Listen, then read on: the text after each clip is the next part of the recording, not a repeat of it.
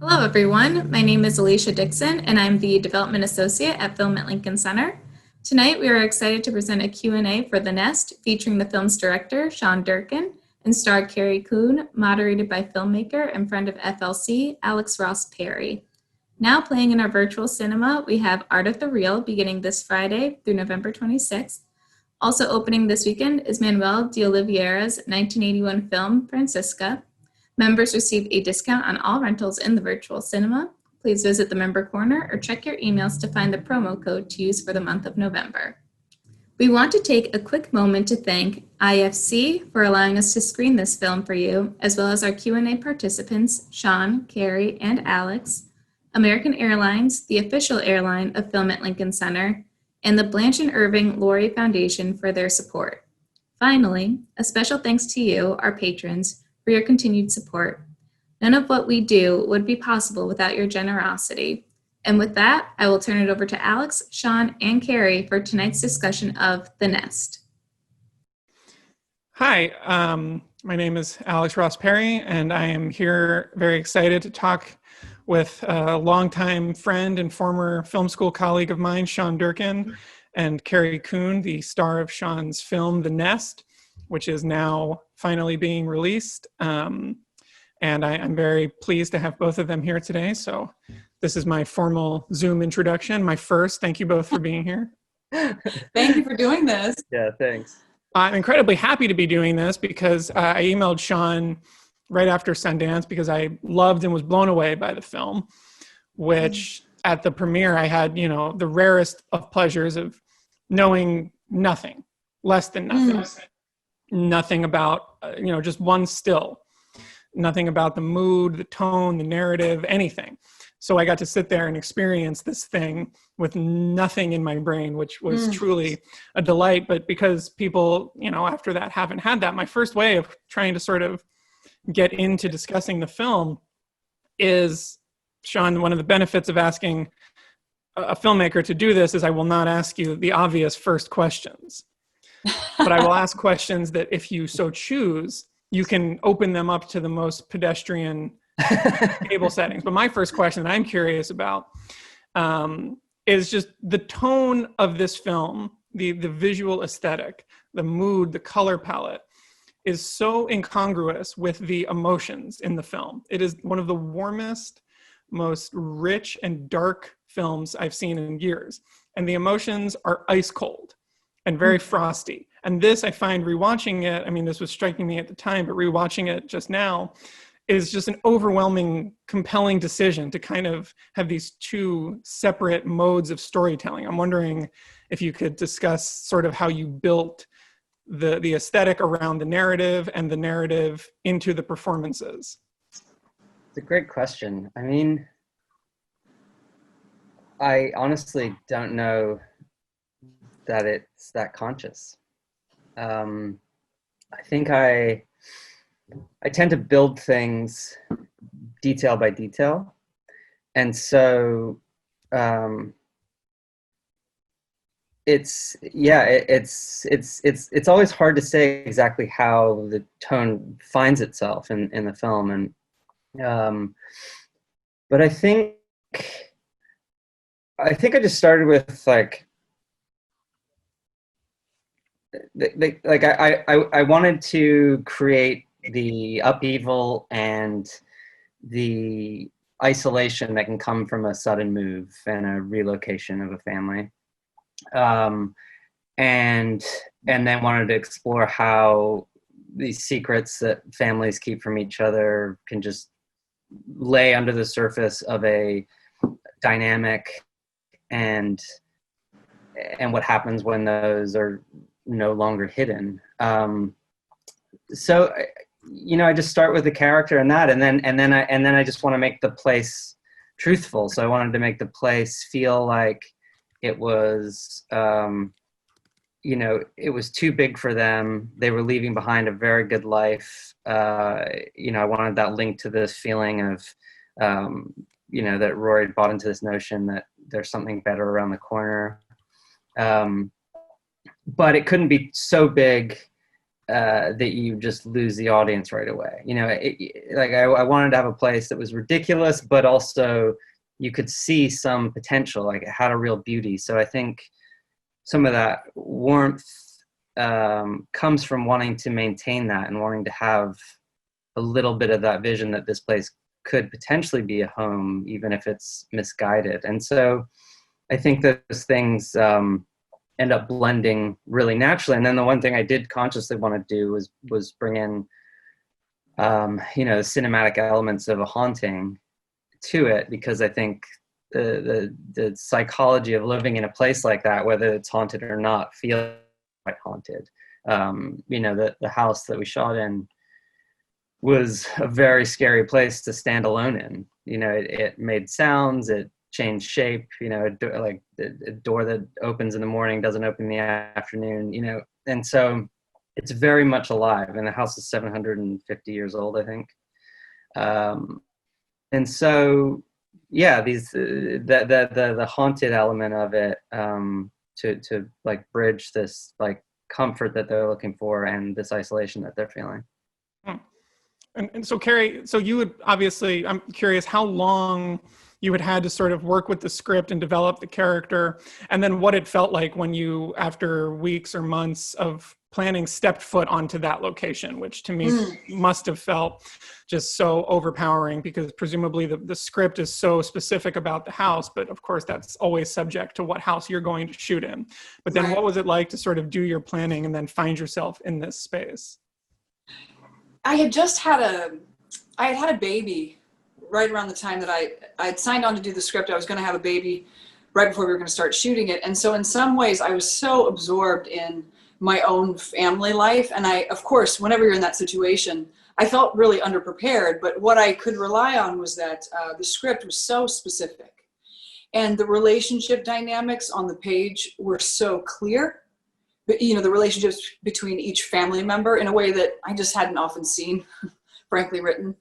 And so we started off in Toronto, and I was there alone with like a nanny and a baby, and they'd found this perfect, you know, warm house where this family had essentially, you didn't have to change much about the house. I think they were still smoking in there even, so it felt like an 80s house. And we had a really organic meeting. The family had a very organic chemistry right away. And I attribute that partly to just Sean's careful process of casting. And he has a really good sense of who's going to fit.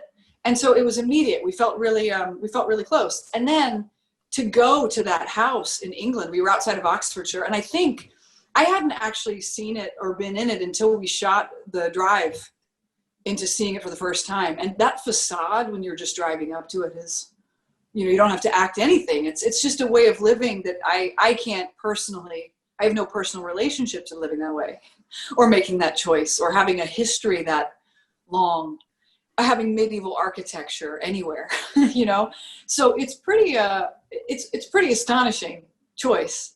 And I also loved hearing about Sean's process and all the different places he looked at to try to make that decision. But to see, you know, Jude Law bounding out of that front door is just, it's comical, really. You know, it sort of struck me as really comical. And for me, though, you know, the film feels warm and there's some iciness and some distance because of the, you know, what are the obstacles the family's struggling with. There's also, it always felt really kind of absurd and humorous to me too. And then, of course, like Sean was saying, the house itself had its own personality. I mean, you'd be shooting a scene and suddenly Robert, the patriarch, would come through a bookcase to get his reading glasses, you know? And you're like, oh, I'm sorry, I didn't know you were back there, you know? Or that opened. So there were all kinds of surprises. I also remember, Sean, the first time we were putting our American furniture in the British house, and it was supposed to feel like small and like it couldn't fill the space, and it looked awesome. Yeah. We were all like, I would totally live here. I could totally live here. So, you know, there was some really, you know, just like a delightful space, you know. So the people whose houses, they were there while you were shooting. They just gave you part of the building. Mm-hmm. Yeah, they had a whole, there's like a whole other wing that's not in the movie that they live in. Wow. Yeah. They actually don't live in the main house because it's too hard to heat. It's too cold. So I think they live and there, it's beautiful. Like, you know, they have weddings there. And our production team made it look, I didn't realize that they had made it look more run down and older than it was. It was actually in beautiful shape. I didn't realize that was all craftsmanship. It was really astonishing to me. Interesting. Well, so since you mentioned, how much of the material and how much of what you needed to sort of ingest prior to filming was on the page, I wanted to talk about that because Sean, after Sundance, I emailed you saying I would be very surprised if you were not a fan of the novels of Richard Yates. And you said, I am not, I don't know them. And I was surprised. And then watching the film again, the other writer that sort of I wanted to ask about was Harold Pinter, who also seems like very much in the DNA. The Yates I mentioned to you because there's so much anguish in this film about a family dynamic, and yet it is so understated and very raw. And then watching the film again, thinking about Pinter, having recently watched a bunch of films that he wrote, there's so much about class and money and these hyper theatrical scenes. I was just looking again at the sort of scene where, Carrie, you're talking to Jude Law's character about sleeping in the office, and it's got to be a 3-minute shot of just the two of you in this space, and it really does feel quite stagey, and I say that as the highest form of praise. So I'm wondering where your literary influences were with these characters and how the script sort of took shape around that. Yeah, I actually, it's funny you mentioned Pinter because I didn't think of it until very recently when I was being interviewed and a journalist said the central theme of the movie is betrayal, and it clicked, and I was like, because when I read Betrayal for the first time, when we were at NYU actually in a directing class. Like, I think someone gave it to me as a gift because they thought I would like it, and I read it for the first time, and it made a huge impact on me. So I think I saw it maybe 6 years ago, but I haven't read it since. It wasn't consciously there, but it was absolutely subconsciously there. Mm-hmm. And Have you since gotten a Richard Yates book since I recommended this? I have not. Sorry. It's okay. There's still time. It's hard to read these days. Sure. With a 4.5-year-old. Or it's the only thing that you can do to pass the time where we can't go anywhere or do anything. Yeah. I'm only reading kids' books right now, unfortunately. Well, someday when you get around to it, think about how much I can't wait. That was on my mind.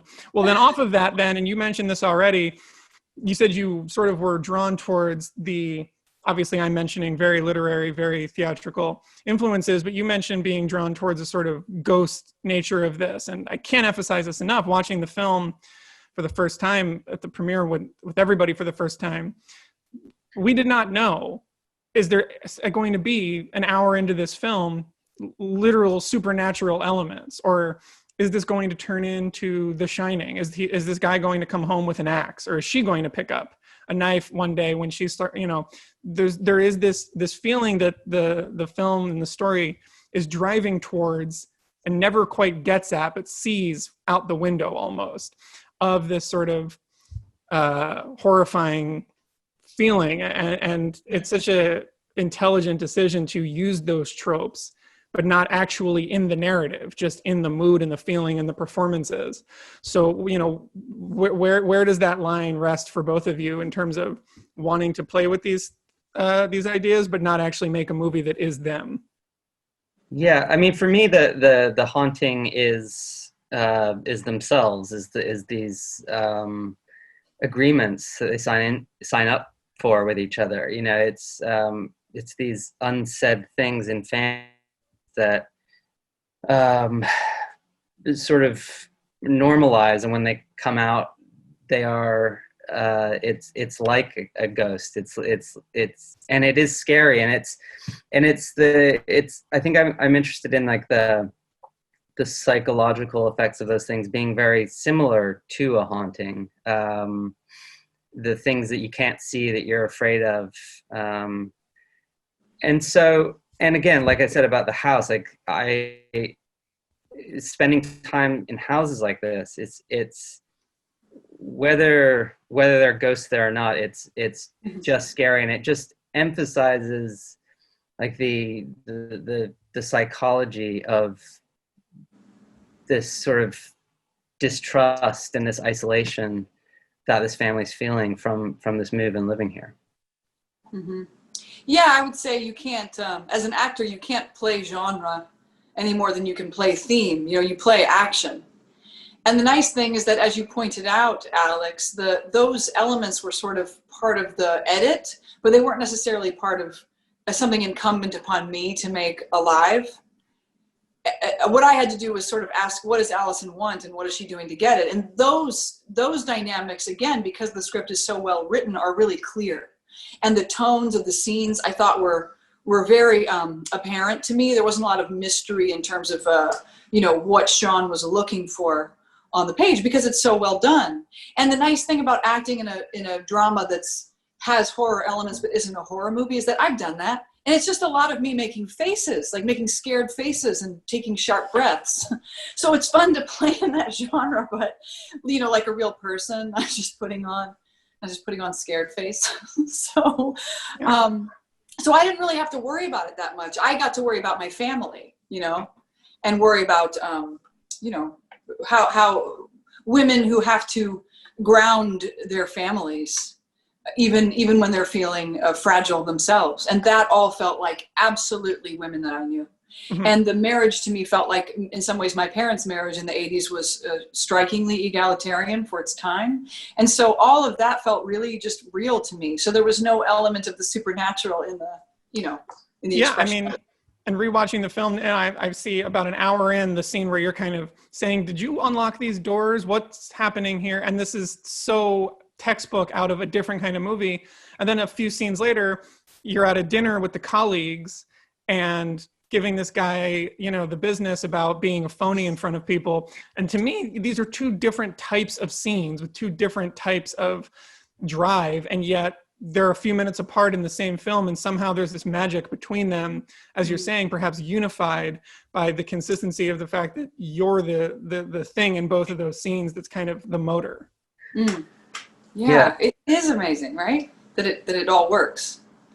It's funny, like the link I think between those scenes is that the thing about sort of flirting with the edge of a haunted house story was for me deciding like what those moments were, and the moment of like locking up the doors in the house, and is about the mistrust that Allison now has for not only her husband, she's starting to have it for her kids. And so it's that seed that's planted that is like separating the family. But really all that scene is that Rory came home and left that door open because he's standing there, a minute later.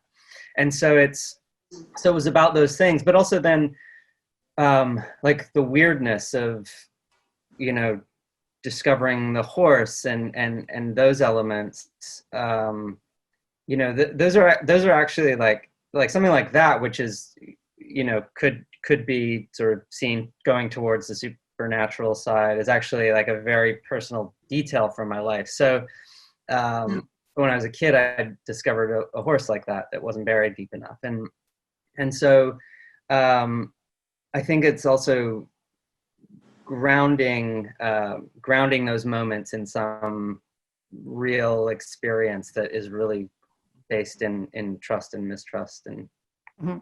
And then wait, as a viewer, I have to say, what I think is so smart about what you're doing, Sean, is that the other thing that's true is that those rhythms of that genre operate on the bodies of the people watching it. So they have a schema for how they watch a horror movie. And then what you've done is mapped on top of that this sort of emotional, psychological dissolution of this, family dynamic. And so they're having a visceral experience of horror, but they're actually experiencing the dis-ease that has to do with, a family psychodrama. And I think it's such a palpable way to engage an audience in a story. Yeah, well, that's the sort of combination of the two. When I was rewatching the movie, immediately, when I saw it for the first time, I thought, this is such a deep, rich film. I'm excited to think about this, and I'm sure I'll see this again someday. Of course, at the time, I thought that would be in a theater here in New York for a screening. But then rewatching it now, it did this sort of magical thing that I love. And I just, over the Halloween season, rewatched Rosemary's Baby. Mm-hmm. And then coming to this film again just now, the first time I watched it, it seems like this is a story about a guy who is really trying against all odds to make a better life for his family and is losing his grasp. And then watching it again, second or third shot of the movie is him on the phone placing a call that on my second viewing, I know is him essentially asking if he can come have this other opportunity, or at least that's where my mind went. Whereas the first time it seems, it's sort of a surprise halfway through the film when it's sort of revealed that he wasn't offered this, he asked for it. And then much like Rosemary's Baby, a subsequent viewing shows all the points where she should not be taking him at face value because we already know the end result of what he's currently doing. First time you start to think, oh, maybe this guy is lying a little bit. And then now I'm thinking everything he says from the very first, after that first phone call has to be a lie. How did that sort of, track through the performances? Was that something that you needed to really say, like, I know by now I believe him and I know by now the cracks are forming? Oh, that's a really interesting question. Because we didn't exactly shoot in order, so it's always good to be reminded where you are in a story, of course. But I still think there was something about this movie that the moments themselves felt so crafted and crystal clear.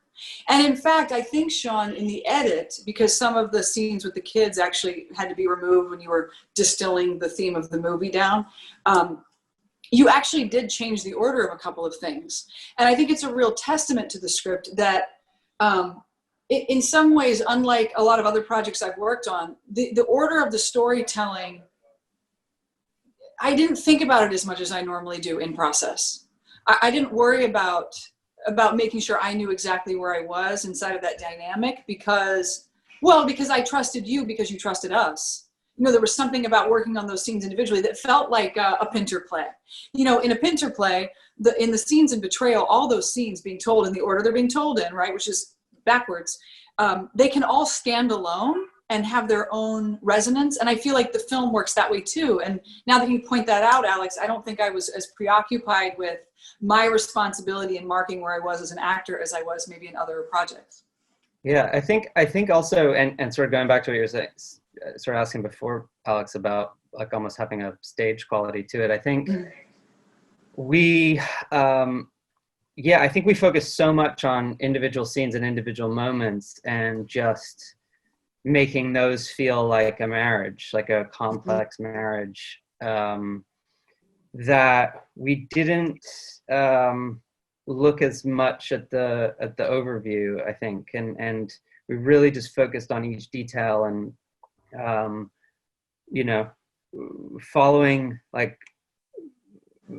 Rory, like, because why wouldn't we, and that's sort of the mentality of the family in a way, and there wasn't a choice, and so you just do it and you try to adjust and get settled and accept the new life that you're in. And so it was very much that level of detail, and so like one of the most memorable days we had, for me, was we shot every scene in the bedroom in England between Carrie and Jude. We shot, I think there was 6 or 7 scenes, maybe. It's hard to remember, but we shot them all in one day in order of the script. So it was like, and it was very few of us in the room, and so it felt like doing a play, and it felt like we were capturing the essence of an entire marriage in one day and a handful of scenes.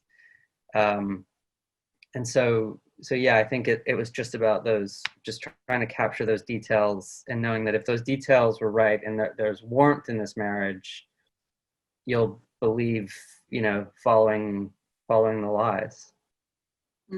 One of those scenes, if I'm remembering correctly, is him asking her for cash and her saying you have to leave the room so you don't see where I'm hiding. I mean, that's that's like a meal of a scene. To hear that you've done that in the middle of a day of the entire other arc of the bedroom story is quite interesting. I mean, that's a real, I mean, to me, that scene really stands out because it gets, just without even making too much of a fuss about it, it gets at one of the most unpleasant aspects of relationships, which is talking about money, which the movie largely focuses on throughout most of its middle and second half.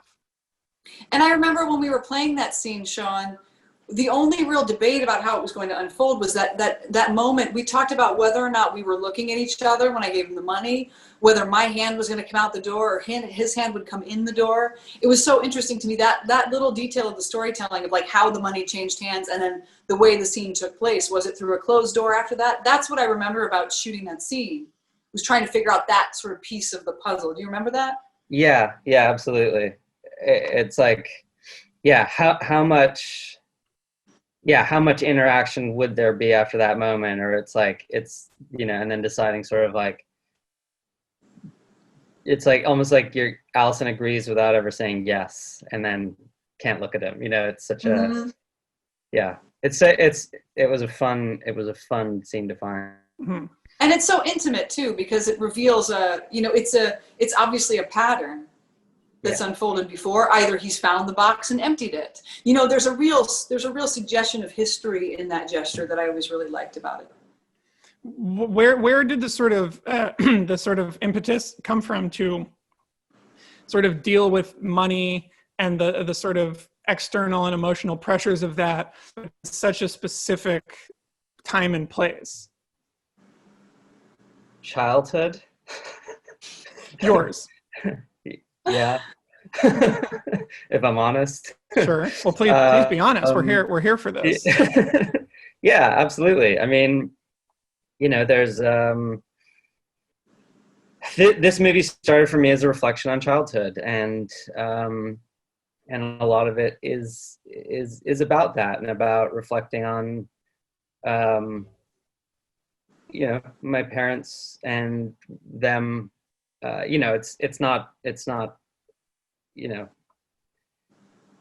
a straight representation, obviously, but there was this restlessness that they had, and I think they always felt there was a better life around the corner, and they were always chasing something, and we'd never quite find it. And I think it's sad to like chase. I guess like the idea of like chasing money and success and never quite reaching whatever that notion is, because that notion isn't real. And so, and then I became a parent while writing this. I started this script in 2014. I just got divorced. I had moved out of my home. I was living out of a duffel bag at a friend's house, and sort of over the course of writing the script over the next 4 years, rebuilt my life, and had a child and got married, and so it went from being a reflection on childhood to also being a reflection on parenthood, and being an adult working in the world and asking questions of success and finances, and so it's all of that. Yeah. No, I know nothing about the culture of where and when this movie takes place, and I know nothing about what his job seems to be. And yet, as an artist, the scenes where he goes, they might have this big thing coming soon, and it could be great for me and for us, is oddly relatable, considering I don't even really know what his job is. Yeah.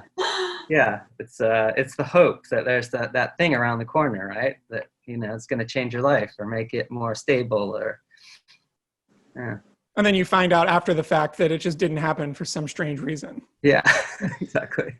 Well, so Carrie, I want to ask, I think one of my favorite aspects of watching your performances just in anything is I feel like you're always given so much to play with for themes of overwhelming loss or grief or removal. I really felt like this was something you built over years on The Leftovers, and saw this on stage in New York in a play I saw you in called Mary Jane, which, if people haven't seen it, is, you play a mother of a very, very terminally ill child who we never really see. We never see at all, if I recall correctly. Yeah. And it's just sort of watching this mother deal with this slow pulling away of this life force. And this film, again, not only everything Sean's talking about, the home, the emotions, but really the children.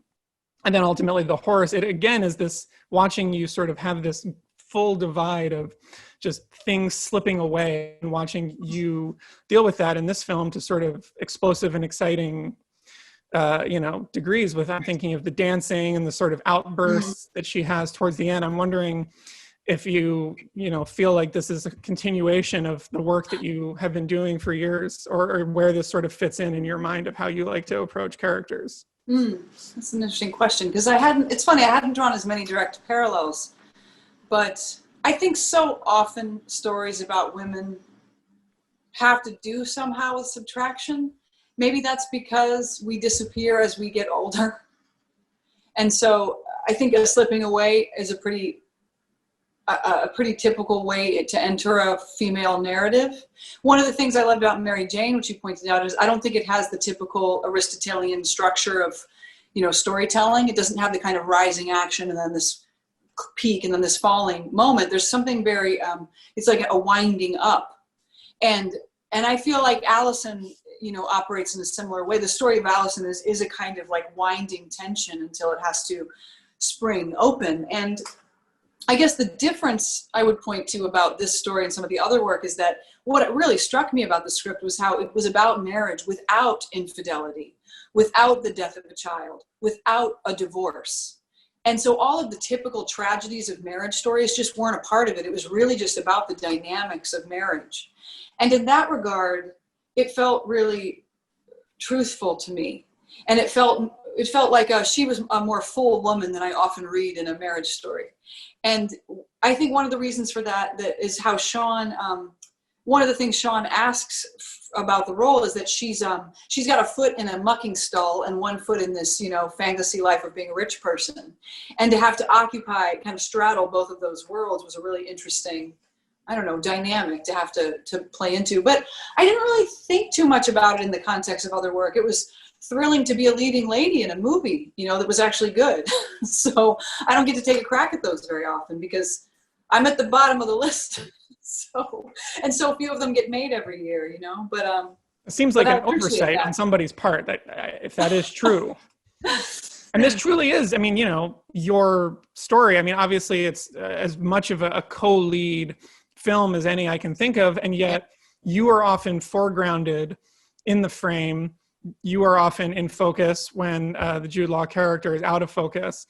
And almost any other version of this movie does not devote time to showing your character throwing bales of hay over the fence at her new job. It sort of allows her to be, a few wonderful scenes while this guy goes on his journey. Right. And yet we see him equally with his mother as we see her just alone at home, which is the hardest kind of thing in my experience to write, shoot, and perform. Not that I know how to perform it, but it's just a strange thing to, this is a very, very important emotional scene. It comes at an important part in the movie. But what it is on the page is just Allison is home by herself, walking around looking at things. And sometimes, to me, that's the most exciting thing to watch, because an actor can play 100 ways because there's no scene partner. And you have so much of that in this film, which is very rare to see that much of an even balance. I agree. And I think it's unfortunate, not just for actresses who would like to have good jobs, but just for, women who are watching films and rarely see the women that they know. And it's, my husband's a playwright, and I feel that my husband happens to also write really fully realized women. Men can do it. It's not that only women can do it, but more often than not, it's men that are getting the opportunities to tell those stories. And so when it's done well, it's a real pleasure to act, and when you work with somebody like Sean, who actually does respect women, or with my husband, who thinks they're the superior gender in every way, then there's an opportunity there to, to really get to sink your teeth into something. And, it's just sad that so often as women get more interesting, our stories diminish. And Alex, you're a magnificent storyteller and holder of women in your own work. And so I don't know what separates the men from the boys regarding how those parts get written, but you guys go in my good book. Well, thank you. I mean, there is, you know, like you say, and I'm sort of as a writer, I'm curious what Sean's answer to this is as well, but you brought it up. You play these scenes where, you know, there's this sort of very spiritual freedom that the character seems to have when she's not with her husband, when she's with the horse, when she's outside, when she's dirty, and then this sort of protected fur coat performance that she has to do at other times. And to me, you know, that is a true dichotomy in this woman's life, and you really play those scenes with equal integrity. And it seems not like, oh, she's just sort of posturing as one or the other.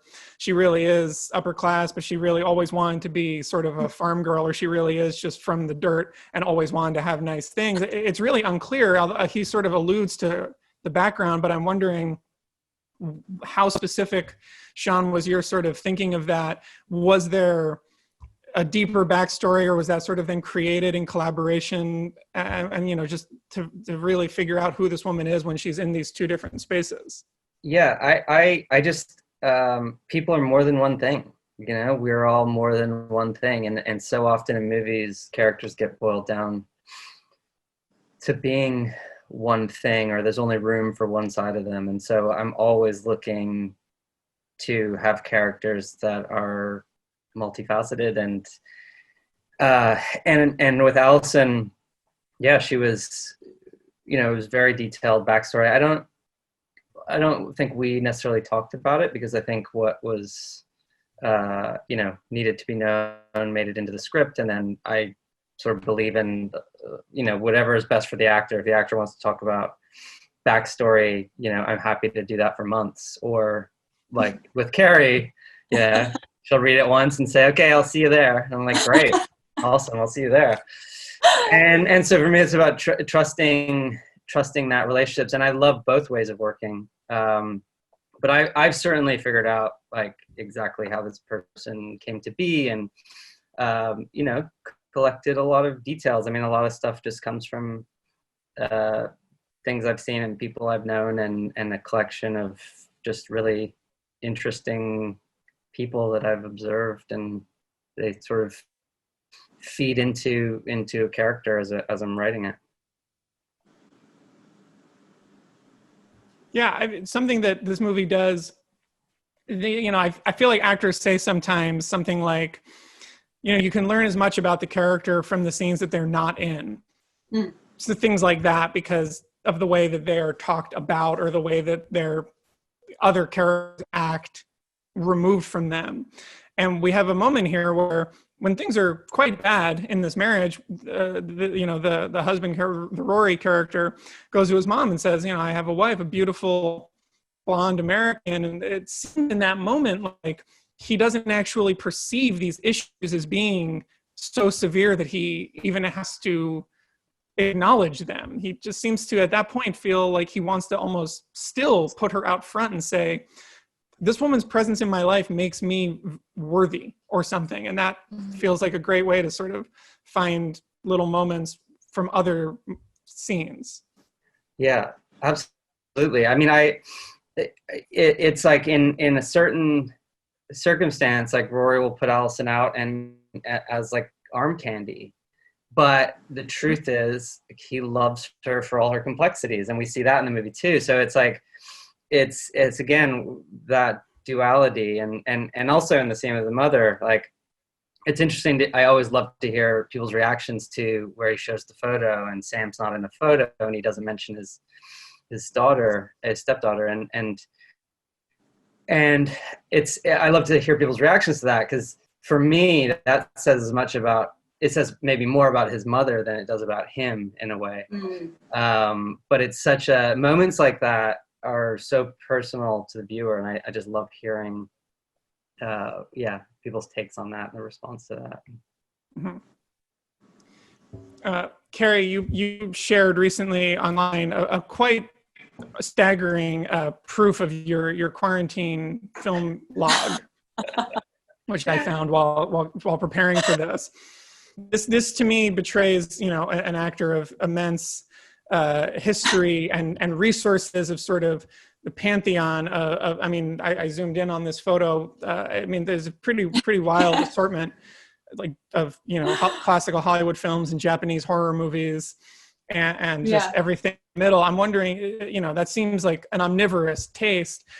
How much do you sort of look to things you love that there are records of when you're trying to figure things out, or is this just sort of your way of reminding yourself constantly every night, perhaps with a film, what it is that can be so great about this? I have the great benefit of being married to a hoarder of films. So my husband has this extraordinary collection of DVDs in our basement, and he has an encyclopedic memory for them. And one of the great things about our marriage is that I am completely open to whatever it is he has an appetite for, because, I grew up in a small town, and I grew up watching old black and white films with my grandparents, but pretty traditional taste. We were watching Philadelphia Story and Sabrina and Bridge on the River Kwai. So I had taste when I was young, but it's really delightful to be married to someone who has a much more eclectic experience of film than I have. And so I think I have found that, as you might imagine, I've gravitated toward what sticks in my mind are, great female performances, filmmakers that are women that are working in Europe that I had no idea existed, that don't sort of operate the same way here. And I do look to performance as an inspiration. I look at Isabelle Huppert, who by all does nothing. Like her face won't change, and yet there's a whole emotional like arc she goes through in a frame, and she has not. It's apparently changed her face. And I find that kind of acting really extraordinary. And then you go to Cassavetes, and I love that there's so much size in those performances, and yet they're always very truthful. So I love that in exploring different kinds of film, you can see what it can hold. It can hold a lot. And so in my own work, I know it's inspired me maybe to pull back a little bit and see what I can get away with. But also reminds me that there is a space for robust expression in film. And like the scene where, Allison's dragging the horse out of the ground. Sean, we shot that a number of times, and some of it was more vigorous and athletic and dramatic than other times. And I think the choice that you made it for the film is actually somewhere in the middle, but I don't know, I do find it inspiring. I kind of just rambled on and on, but sometimes I also just see a European film and I think we should all just quit acting. Like you watch Kieslowski and you're like, these are lay people off the street. Why am I even doing this? Mm-hmm. Because they're so deeply truthful, but it's always, it's delightful. And anybody who doesn't watch foreign films is just it's just missing out, aren't they? It is depressing, for me, obviously not this year. We're here at Film Society Q&A, go to the New York Film Festival and see 15 films, 12 of which are foreign, and be reminded that I can't even really be inspired by these, because these writers and directors and artists and actors are given time, space, trust, and freedom that we can't copy what they're doing because we're not. It's not even the same thing. It's like football and rugby. It looks kind of the same, but it's not at all the same. You're absolutely and it's depressing right.